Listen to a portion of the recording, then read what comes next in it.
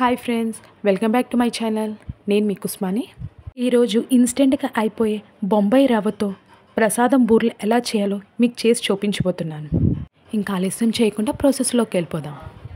ముందుగా ఒక బౌల్ తీసుకోవాలి. ఆ బౌల్లోని 1.5 కప్ మైదాని వేసుకోవాలి, 1/2 కప్ షుగర్ని వేసుకోవాలి, 1/2 కప్ ఒరిపిండిని వేసుకోవాలి, అలాగే 1/2 టీ స్పూన్ సాల్ట్ని వేసుకొని దాని తగినంత వాటర్ పోసుకొని ఉండలు లేకుండా చక్కగా కలుపుకోవాలి.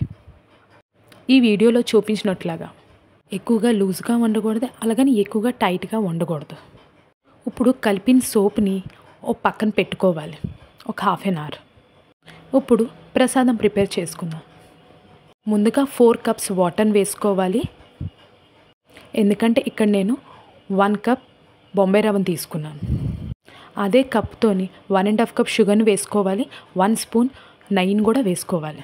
వాటర్ బబుల్స్లా బాయిల్ అవ్వగలే బొంబాయి రవ్వను వేసుకొని ఉండలు లేకుండా కలుపుకోవాలి గరిటతోని. రవ్వకి వాటర్ అంతా అబ్జర్వ్ చేసేగలే కొంచెం యాలకుల పొడి, 1 టీ స్పూన్ నెయ్యి, అలాగే డ్రై ఫ్రూట్స్ కూడా వేసుకోవచ్చు, అది ఆప్షనల్ అండి. ప్రసాదం నూక కొంచెం చల్లారకల్లే చిన్న చిన్న బౌల్స్లో చేసుకొని పక్కన పెట్టుకోవాలి. ఇప్పుడు ఒక ప్యాన్ తీసుకొని ఆ ప్యాన్లోని డీప్ ఫ్రై కావాల్సిన ఆయిల్ వేసుకొని కొంచెం హీట్ ఎక్కాలి.